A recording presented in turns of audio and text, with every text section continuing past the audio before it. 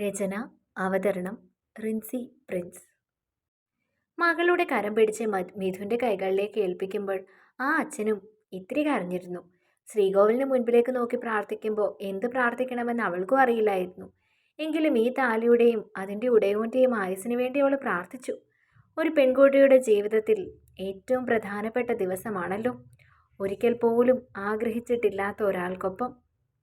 കാലം എത്ര പുരോഗമിച്ചെന്ന് പറഞ്ഞാലും വിവാഹം എന്നത് ജീവിതത്തിൽ വളരെ പ്രധാനപ്പെട്ട ഒരു ചടങ്ങ് തന്നെയാണ്. താലി എന്നതോ വളരെ അമൂല്യമായ ഒന്നു. ഒരു വർഷത്തിന് ശേഷം ഇത് ഊരേണ്ടി വരുമെന്ന് ഓർത്ത നിമിഷം ഒരു ഉൾക്കിടിലം അവളിൽ ഉണ്ടായിരുന്നു. ഒക്കെ അറിയാമെല്ലാം അറിഞ്ഞുകൊണ്ട് തന്നെയാണ് ഇത് ചാർത്തി നിൽക്കുന്നതും. എങ്കിലും താലി കഴുത്തിൽ വീണ നിമിഷം മുതൽ താനൊരു ഭാര്യയായി കഴിഞ്ഞു. മറ്റൊരാളുടെ പാതിയായി കഴിഞ്ഞു. അതിനെ വെറുമൊരു ലോഹവസ്തുവായി മാത്രം കാണാൻ തനിക്ക് സാധിക്കില്ല. വിവാഹം കഴിഞ്ഞ് പുറത്തേക്കിറങ്ങിയ മിഥുവിനെയും സരീവിനെയും സ്വീകരിക്കാൻ വലിയൊരു മീഡിയ തന്നെയായിരുന്നു പുറത്ത് കാത്തു നിന്നത്. ഒരു നിമിഷം സരീവ് ഒന്ന് പകച്ചു പോയിരുന്നു. അവരെന്തെങ്കിലുമൊക്കെ ചോദ്യം ചോദിക്കും. താനൊന്നും പറയണ്ട, എല്ലാം ഞാൻ മാനേജ് ചെയ്തോളാം, താൻ പാനിക് ആവാതിരുന്നാൽ മതി, മിഥുൻ സരീവിൻ്റെ ചെവിയിൽ പറഞ്ഞു. സാർ, എന്തായിരുന്നു പെട്ടെന്നുള്ള ഈ വിവാഹത്തിൻ്റെ കാരണം? നിങ്ങൾ തമ്മിൽ പ്രണയത്തിലായിരുന്നോ? ഒരു ന്യൂസ് റിപ്പോർട്ടർ ചോദിച്ചപ്പോൾ എല്ലാവർക്കും മുൻപിലൊരു പുഞ്ചിരി സമ്മാനിക്കാൻ മിഥുൻ മറന്നില്ല. എൻ്റെ ലൈഫ് ഞാൻ എപ്പോഴും നിങ്ങൾക്ക് മുൻപിൽ തുറന്നു കാണിച്ചിട്ടുണ്ട്. ഇക്കാര്യത്തിലും അതുണ്ടാവും. ഇപ്പം ഞങ്ങളുടെ സ്വകാര്യതയെ നിങ്ങൾ മാനിക്കണം. എല്ലാ കാര്യങ്ങളും ഉടനെ തന്നെ ഞാൻ നിങ്ങളോട് പറയും. ഉടനെ തന്നെ ഞാനൊരു പ്രസ് മീറ്റ് അറേഞ്ച് ചെയ്യുന്നുണ്ട്. അപ്പോൾ നമുക്ക് എല്ലാവർക്കും കാണാം. അപ്പോൾ എല്ലാവരെയും വിളിക്കും. മിഥുൻ സൗമ്യമായാണ് പറഞ്ഞത്. സാറ് പോരെങ്കിലും പേരെങ്കിലും ഒന്ന് പറയൂ, കൂട്ടത്തിലുള്ളൊരു റിപ്പോർട്ടർ ചോദിച്ചു. സരയു, മിസ്സിസ് സരയു മിഥുൻ. അവളുടെ തോളിൽ കൈ ചേർത്ത് വെച്ച് മിഥുൻ അത് പറഞ്ഞ നിമിഷം അറിയാതെ അവൾ മിഥുൻ്റെ മുഖത്തേക്കൊന്ന് നോക്കിപ്പോയിരുന്നു. മാഡത്തിന് എന്താ സാറിനെ പറ്റിയുള്ള അഭിപ്രായം? സാറിൻ്റെ സിനിമകളുടെയൊക്കെ ആരാധികയായിരുന്നോ? ഒരു ലേഡി റിപ്പോർട്ടർ അവൾക്ക് നേരെ മൈക്ക് നീട്ടിക്കൊണ്ട് ചോദിച്ചപ്പോൾ അവളുടെ കൈകളിലുണ്ടായ വിറയൽ വ്യക്തമായി തന്നെ മിഥുൻ അറിഞ്ഞിരുന്നു. ഞാൻ പറഞ്ഞല്ലോ, നിങ്ങൾക്കുള്ള ചോദ്യങ്ങൾക്കെല്ലാം എൻ്റെ കയ്യിൽ മറുപടിയുണ്ട്. അയാൾക്ക് മീഡിയ അത്ര പരിചയം പോരാ. കുറച്ച് സമയം അവർക്ക് കൊടുക്കൂ പ്ലീസ്. ഞങ്ങൾ വിവാഹം കഴിച്ചിട്ട് കുറച്ച് സമയമായുള്ളൂ. എന്തിനായിരുന്നു സർ ഇങ്ങനെയൊരു രഹസ്യ വിവാഹം? ആര് പറഞ്ഞു രഹസ്യ വിവാഹമാണെന്ന്? പെട്ടെന്ന് അവൻ്റെ മുഖത്ത് ഗൗരവം നിറയുന്നത് കണ്ടിരുന്നു. ഞാൻ വിവാഹിതനാവാൻ പോകുന്നുവെന്ന് ഒരാഴ്ച മുമ്പ് തന്നെ ഞാൻ എല്ലാ മീഡിയയിലും അറിയിച്ചതാണ്. മാത്രമല്ല, എൻ്റെ സഹപ്രവർത്തകർക്കും സുഹൃത്തുക്കൾക്കും വേണ്ടി തിങ്കളാഴ്ച ഒരു പാർട്ടിയും അറേഞ്ച് ചെയ്തിട്ടുണ്ട്. ഒരു കാര്യങ്ങളും ഞാൻ രഹസ്യമായി സൂക്ഷിച്ചിട്ടില്ല. എനിക്ക് രഹസ്യമാക്കേണ്ട കാര്യവുമില്ല. ഒരു രഹസ്യങ്ങളും ഇല്ലാത്ത ഒരാളാണ് ഞാൻ. It's over. സർ, ഒരു സ്റ്റിൽ, ഒരാൾ പറഞ്ഞു. ഓക്കെ. അവളെ മാറോട് ചേർത്ത് പിടിച്ച് ഫോട്ടോയ്ക്ക് അവൻ പോസ് ചെയ്തപ്പോൾ അവളിലൊരു മിന്നലാളി. ശേഷം അവളെയും പൊതിഞ്ഞു പിടിച്ച് ആഡംബരം നിറഞ്ഞ കാറിലേക്ക് മിഥുൻ കയറി കഴിഞ്ഞിരുന്നു. ഇരുവരും കയറേണ്ട താമസം തന്നെ കാറ് ക്ഷേത്രനടയിൽ നിന്നും പാഞ്ഞുപോയി. കാറിൽ യാത്ര ആരംഭിച്ചതിന് ശേഷമാണ് അച്ഛനും അമ്മയും കുഞ്ഞും ഒക്കെ ഉണ്ടാകുമോ എന്ന പരിഭ്രമം സരയുവിൽ ഉണർന്നത്. മിഥുന്റെ മുഖത്തേക്ക് നോക്കിയപ്പോൾ അവനെന്തോ കാര്യമായ ആലോചനയിലാണ്. അവളുടെ മുഖത്തെ പരിഭ്രമം കണ്ടപ്പോൾ അവൻ അവളുടെ മുഖത്തേക്ക് എന്ത് എന്ന അർത്ഥത്തിലൊന്ന് നോക്കി. അച്ഛനും അമ്മയൊക്കെ അവരൊക്കെ ഹോട്ടലിൽ എത്തിയിട്ടുണ്ടാവും. നമുക്ക് ഹോട്ടലിൽ ചെന്നിട്ട് അവിടേക്ക് പോവാം. ഇന്ന് വൈകുന്നേരം തന്നെ വീട്ടിൽ പോകണം. ഏത് വീട്ടിൽ? ഏത് വീട്ടിലെന്നോ? എൻ്റെ തറവാട്ടിലേക്ക്. ഒരു നിമിഷം ഒരു പ്രഹരമേറ്റു. അതുപോലെയാണ് സരീവിന് തോന്നിയത്. പരിചയമില്ലാത്ത ഒരാൾക്കൊപ്പം പരിചയമില്ലാത്ത ഒരു വീട്ടിലേക്ക് യാത്ര ചെയ്യുന്നു. ആ ഒരു ചിന്ത തന്നെ അവളെ വല്ലാതെ ഭയപ്പെടുത്തിയിരുന്നു. ഹോട്ടലിലെത്തിയതും പെട്ടെന്ന് റൂമിലെത്തി. അകത്തേക്ക് കയറിയപ്പോൾ ആരുമില്ലെന്ന് കണ്ട് അവൾക്കൊരു ഭയം തോന്നി. മിഥുൻ ഡോർ ലോക്ക് ചെയ്തപ്പോൾ അത് വർദ്ധിച്ചു. സാർ, അമ്മയൊക്കെ ഇവിടെ? അപ്പുറത്തെ റൂമിലാ. പെട്ടെന്നാണ് മിഥുൻ്റെ ഫോണിൽ കോൾ വന്നത്. ഒരു മിനിറ്റ്, അത് പറഞ്ഞ് അവൻ പോയിരുന്നു. കുറച്ചു സമയം നിലക്കണ്ണാടിയിലെ രൂപത്തിലേക്ക് അവൾ നോക്കി നിന്നു. സീമന്തരേഖയിൽ പടർന്നിരിക്കുന്ന കുങ്കുമച്ചുവപ്പ്, പാറിൽ അമർന്നു കിടക്കുന്ന പൊൻതാലി. മറ്റൊരു സ്ത്രീയാണ് താനെന്ന് അവൾക്ക് തോന്നിപ്പോയിരുന്നു. അല്ലെങ്കിലും ആത്മാവ് നഷ്ടപ്പെട്ട പിന്നെ എന്ത് ജീവിതം? ഇപ്പം താനൊരു ജഡം മാത്രമാണ്.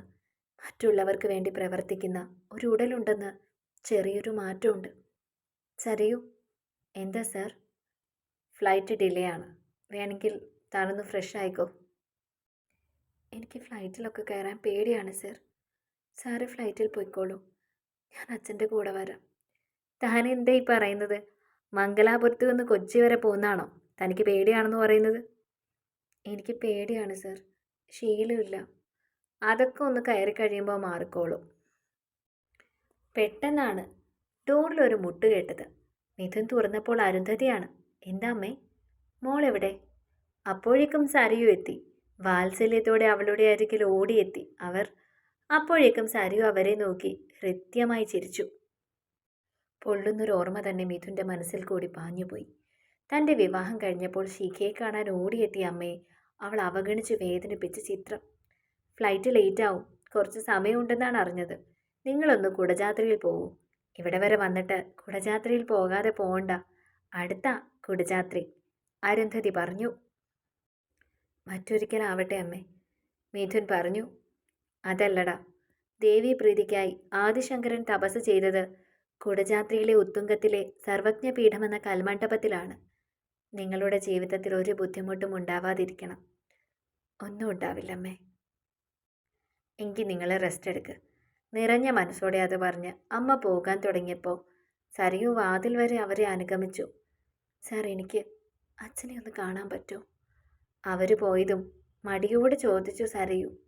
അതിനെന്താ, നമുക്കിപ്പോൾ തന്നെ അവരുടെ ഹോട്ടലിലേക്ക് പോവാം. താൻ ഓക്കെ അല്ലേ? അവൻ ചോദിച്ചു. അങ്ങനെ ചോദിച്ചാൽ ഞാൻ എന്തു പറയും സർ? ഒരു പെൺകുട്ടിയുടെ ജീവിതത്തിൽ ഏറ്റവും പ്രധാനപ്പെട്ട ഒരു സംഭവം നടക്കുന്ന ദിവസമാണ്. എൻ്റെ അവസ്ഥ കൊണ്ടാണ് ഇങ്ങനൊരു വേഷം കെട്ടി എനിക്ക് നിൽക്കേണ്ടി വന്നത്. സാറിൻ്റെ കൈകളിലേക്ക് എൻ്റെ കൈ പിടിച്ച് തന്നപ്പോൾ എൻ്റെ അച്ഛനുള്ളിൽ പ്രാർത്ഥിച്ചിട്ടുണ്ടാകുന്നത് ഞാൻ ദീർഘസുമംഗലി ആയിരിക്കണമെന്നല്ലേ. 1 വർഷം കഴിഞ്ഞു. ഈ സിന്ദൂരം മാഞ്ഞു പോകുമെന്ന് അച്ഛൻ അറിയില്ലല്ലോ. എൻ്റെ അച്ഛനെയും അമ്മയും ഞാൻ പറ്റിച്ചു. അവർക്ക് വേണ്ടിയാണെങ്കിൽ പോലും. അതുമാത്രമാണ് എനിക്കുള്ള വിഷമം. അവൾ പറഞ്ഞു. താൻ എല്ലാം ഒരുമാതിരി ഇമോഷണൽ സെൻസിൽ എടുക്കുന്നതുകൊണ്ടാണ്. ഞാനാണെങ്കിൽ സിനിമയിലിപ്പോൾ എത്ര കല്യാണം കഴിഞ്ഞിട്ടുള്ള ആളാണ്. അതിലെല്ലാം നമ്മൾ താലികെട്ടി തന്നെയാണല്ലോ അഭിനയിക്കുന്നത്. അതെൻ്റെ ജോലിയുടെ ഭാഗമാണ്. സരയു ചെയ്യുന്നത് ഒരു ജോലിയാണ്. ജോലിയുടെ ഭാഗമാണെന്ന് കരുതിയാൽ തീരാവുന്ന പ്രശ്നങ്ങളേ ഉള്ളൂ. പിന്നെ എനിക്ക് മനസ്സിലാവും സരയുവിനെ പോലൊരു പെൺകുട്ടിക്ക് ഇത്തരം കാര്യങ്ങളൊക്കെ അക്സെപ്റ്റ് ചെയ്യാൻ ഒരു ബുദ്ധിമുട്ട് ഉണ്ടാകുമെന്ന് ഞാൻ മനസ്സിലാക്കുന്നു. പക്ഷേ താൻ ഇങ്ങനെ സന്തോഷമില്ലാത്ത മുഖത്തോടെ ഇരിക്കരുത്. എല്ലാവർക്കും അത് വിഷമം ഉണ്ടാക്കുന്ന കാര്യമാണ്. സോറി സർ, മനഃപൂർവ്വമല്ല, അവൾ പറഞ്ഞു. ആയിനോ, ഇനി ശ്രദ്ധിച്ചാൽ മതി. കുറച്ച് കഴിഞ്ഞപ്പോഴാണ് ഡോറിലൊരു മുട്ട് കേട്ടത്. മിഥുൻ തന്നെയാണ് തുറന്നത്. അപ്പോഴേക്കും അമ്മായി അകത്തേക്ക് വന്നിരുന്നു. മോളെ, വേഷമൊന്നും മാറിയില്ലേ? അമ്മായി ഒന്ന് ഹെൽപ്പ് ചെയ്യും. ഒക്കെ മാറണമെങ്കിൽ ആരുടെയെങ്കിലും ഹെൽപ്പും കൂടി വേണ്ടേ? ഞാനൊന്ന് അമ്മയെ കണ്ടിട്ട് വരാം. സരീവിൻ്റെ മുഖത്തേക്ക് നോക്കി അങ്ങനെ പറഞ്ഞിട്ടാണ് മിഥുൻ ഇറങ്ങിയത്. ഈ സമയം തന്നെ നിറഞ്ഞ പുഞ്ചിരിയോടെ മിഥുൻ്റെ അമ്മായി സരീവിൻ്റെ മുഖത്തേക്ക് നോക്കി. മുഹൂർത്തത്തിന് തറവാട്ടിലേക്ക് എത്താൻ പറ്റുമെന്ന് തോന്നുന്നില്ല മോളെ. ഫ്ലൈറ്റിന് എന്തൊക്കെയോ പ്രശ്നങ്ങൾ പറയുന്നുണ്ട്. അമ്മാവ് നോക്കുന്നുണ്ടത് മാറ്റാൻ. പെട്ടെന്നാണ് മിഥുൻ ഡോറിൽ തട്ടിയത്. അമ്മായി ഡോറ് തുറന്നപ്പോൾ അവൻ കയറി വന്നു. ഫ്ലൈറ്റ് കാര്യമൊക്കെ ഓക്കെ ആയിട്ടോ? എങ്കിൽ പിന്നെ ഒന്നും മാറ്റണ്ട. ഇങ്ങനെ തന്നെ വീട്ടിലേക്ക് കയറാലോ. എത്രയും പെട്ടെന്ന് ഇറങ്ങാൻ നോക്കാം. അമ്മായി പറഞ്ഞപ്പോൾ സരീവിൻ്റെ മുഖം വാടിയിരുന്നു. അച്ഛനെയും അമ്മയും കാണണമെന്ന മോഹം അവളുടെ ഉള്ളിൽ നിറഞ്ഞു. അമ്മായും അമ്മാവനും അമ്മയും കൂടി എയർപോർട്ടിലേക്ക് പൊയ്ക്കോ. ഞാനും സരയും പുറകെ വരാം. ഇയാളുടെ അച്ഛനും അമ്മയും താമസിക്കുന്ന ഹോട്ടലിൽ കൂടി ഒന്ന് കയറണം. അവരെ ഒന്ന് കണ്ടിട്ട് വേണം എയർപോർട്ടിലേക്ക് വരാൻ, മിഥുൻ പറഞ്ഞു. എങ്കിൽ പിന്നെ നേരം വൈകണ്ട. അത് പറഞ്ഞാണ് അമ്മായി പുറത്തേക്ക് പോയത്. തൻ്റെ മനസ്സറിഞ്ഞ് മിഥുൻ പ്രവർത്തിച്ചപ്പോൾ വല്ലാത്ത സമാധാനം തോന്നി സരയുവിന്. എയർപോർട്ടിലും ചിലപ്പോൾ മീഡിയ ഉണ്ടാവും, പാനിക്കാവരുത്. അലമാരയിൽ നിന്നും ചന്ദന നിറത്തിലുള്ളൊരു കുർത്ത അണിഞ്ഞു അവൻ പറഞ്ഞു. കുടജാത്രയിൽ 1 വർഷത്തിനുള്ളിൽ ഒരിക്കൽ വരാം. അമ്മ തന്നോട് വിവാഹം കഴിഞ്ഞ് ആദ്യമായിട്ട് പറഞ്ഞ കാര്യം ഒരിടത്ത് കൊണ്ടുപോകാമെന്ന്. അതിൻ്റെ ഒരു കോൺട്രിബ്യൂഷനായിട്ട് കരുതിയാൽ മതി, മിഥുൻ ചിരിയോടെ പറഞ്ഞു. അല്ലെങ്കിലും എനിക്ക് പോകണമെന്നൊന്നും ഉണ്ടായിരുന്നില്ല. പണ്ടേതോ പുസ്തകത്തിൽ വായിച്ചിട്ടുണ്ട്, വിവാഹം കഴിഞ്ഞ് പൂർണ്ണ മനസ്സോടെ ഭാര്യയും ഭർത്താവും പോകേണ്ടതാണ് അവിടെയെന്ന്. അവിടുത്തെ മഞ്ഞുതുള്ളികൾക്ക് പോലും ഒരുപാട് കഥകളുണ്ടാവും. നമ്മുടേതൊരു അഡ്ജസ്റ്റ്മെൻറ്റ് മാരേജ് അല്ലേ. ചില സമയത്ത് സരയു നല്ല പക്വതയുള്ള കുട്ടിയാണ്, ചില സമയത്ത് ഇമോഷണലി ഡൗൺ ആയി പോവാറുണ്ട്, മിഥുൻ പറഞ്ഞു. അവളൊന്ന് ചിരിച്ചു. അമ്മായി പറഞ്ഞതുപോലെ സമയം കളയണ്ട, ഇറങ്ങിയേക്കാം. കാറിൽ കയറുമ്പോൾ ആദ്യത്തെ പകപ്പില്ലെന്ന് അവൾക്ക് മനസ്സിലായിരുന്നു. ഇതിനിടയിൽ അഭിയെ അവൻ വിളിക്കുന്നുണ്ടായിരുന്നു. ഹോട്ടലിന് മുൻപിലേക്ക് കാറ് ചെന്നിറങ്ങിയപ്പോൾ ആദ്യം പുറത്തേക്ക് ഇറങ്ങി വന്നത് സനൂപാണ്. സരയുവിനെ കണ്ട് ഹൃദ്യമായി തന്നെ അയാളൊന്ന് ചിരിച്ചിരുന്നു. ഒരുപാട് മാറിപ്പോയല്ലോ, കണ്ടിട്ട് മനസ്സിലാവുന്ന പോലുമില്ല. കുറേ മേക്കപ്പ് ഇട്ടിട്ടുണ്ട് സർ, അതുകൊണ്ടാണ്.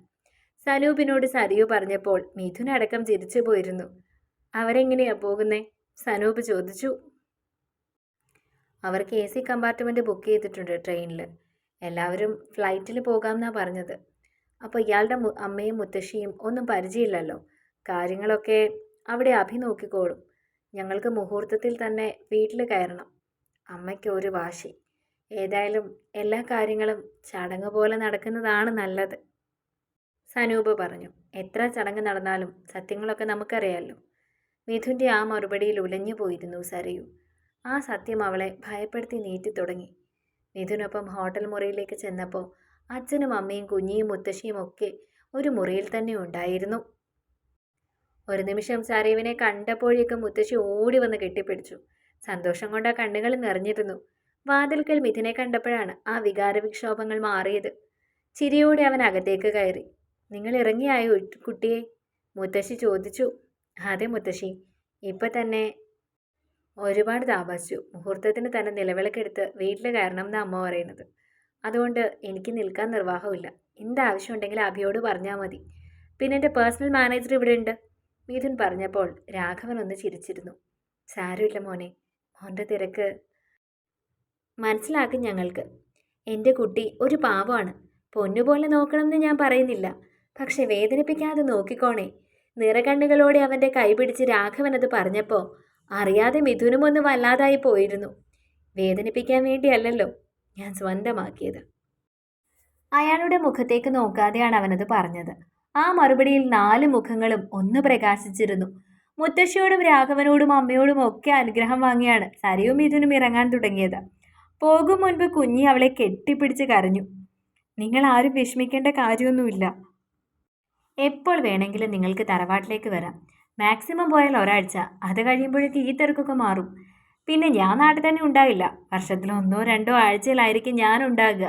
ഷൂട്ടിംഗ് ആയിട്ട് ഞാൻ കൂടുതലും വിദേശത്തൊക്കെ ആയിരിക്കും. അപ്പോൾ പിന്നെ സരയുവിന് വരാമല്ലോ. ഒരിക്കലും ഞാൻ സരയുവിനെ വീട്ടിൽ തന്നെ പൂട്ടിയെടുത്തൊന്നുമില്ല. ആരും വിഷമിക്കേണ്ട കാര്യമില്ല. പിന്നെ റിസപ്ഷൻ ഞങ്ങൾ നേരത്തെ തന്നെ വീട്ടിലേക്ക് എത്തണം. അതിനു വേണ്ട അറേഞ്ച്മെൻറ്റ്സ് ഒക്കെ ഞാൻ ചെയ്തിട്ടുണ്ട്, മിഥുൻ പറഞ്ഞു. ചെല്ലു മക്കളെ, നേരം വൈകും മുൻപ് വീട്ടിലേക്ക് കയറണം, ഒരു പുതിയ ജീവിതത്തിലേക്കും, മുത്തശ്ശി പറഞ്ഞു. 3 പേരും അവരെ അനുഗ്രഹിച്ചിരുന്നു. ലക്ഷ്മിയെ കൃഷ്ണൻ അദ്ദേഹത്തെ കൊണ്ടും അനുഗ്രഹം വാങ്ങാൻ മറന്നിരുന്നില്ല സരയു. എല്ലാവരോടും സ്നേഹത്തോട് സംസാരിച്ചാണ് മിഥുനും പിൻവാങ്ങിയത്. അവൾക്ക് വന്നു ചേർന്ന ഭാഗ്യത്തിൽ എല്ലാവരും സന്തോഷിച്ചു. എയർപോർട്ടിലേക്ക് ചെന്നപ്പോൾ മുതൽ ഒരു പരിഭ്രമം സരയുവിൽ നിലനിന്നു. ആദ്യമായാണ് എയർപോർട്ടിലേക്ക് പോലും വരുന്നത്. അതിൻ്റെ ഒരു പരവേശമൊന്നും ഉണ്ടായിട്ടില്ല. സത്യമായിട്ടും എനിക്ക് പേടിയാണ് സാർ, ഞാൻ ഇതിനു മുൻപ് കയറിയിട്ടില്ല, നിഷ്കളങ്കമായി പറഞ്ഞവൾ. കണ്ണടച്ച് തുറക്കുന്നതിന് മുൻപ് നമ്മൾ കൊച്ചിയിലെത്തും, പേടിക്കാനൊന്നുമില്ല. ഞാനില്ലേ? ഒരു നിമിഷം അവൻ്റെ ആ മറുപടിയിൽ മിഴികൾ 2 പേരുടെയും ഒന്ന് കോർത്തു പോയിരുന്നു. എയർപോർട്ടിലെ നടപടികളെല്ലാം പൂർത്തിയാക്കിയത് സനൂപാണ്. അതുവരെ ഇരുവരും കാറിൽ തന്നെ ഇരുന്നു. ഫ്ലൈറ്റിൽ കയറുമ്പോൾ അവളുടെ കൈകൾ വിറയ്ക്കുന്നുണ്ടായിരുന്നു. അത് മനസ്സിലാക്കി ആ കൈകളിൽ മുറുകെ തന്നെ മിഥുൻ തൻ്റെ കരങ്ങൾ ചേർത്തിരുന്നു. ഒരു നിമിഷം വീണ്ടും ഹൃദയമിടിപ്പ് വർദ്ധിച്ചത് സരയു അറിഞ്ഞു. അവൻ്റെ മുഖത്തേക്ക് അറിയാതെ അവളെ നോക്കിയപ്പോൾ 2 കണ്ണുകളും ഒന്ന് ചിമ്മി കാണിച്ചിരുന്നു അവൻ, ഒരു കൊച്ചു കുട്ടിയോട് എന്നതുപോലെ. കഥ വായിക്കുന്നവരൊന്ന് ലൈക്ക് ചെയ്യാനും അടുത്ത ഭാഗങ്ങൾക്ക് വേണ്ടി ചാനൽ സബ്സ്ക്രൈബ് ചെയ്യാനും കമൻറ്റ് ചെയ്യാനും ഒന്നും മറക്കല്ലേ.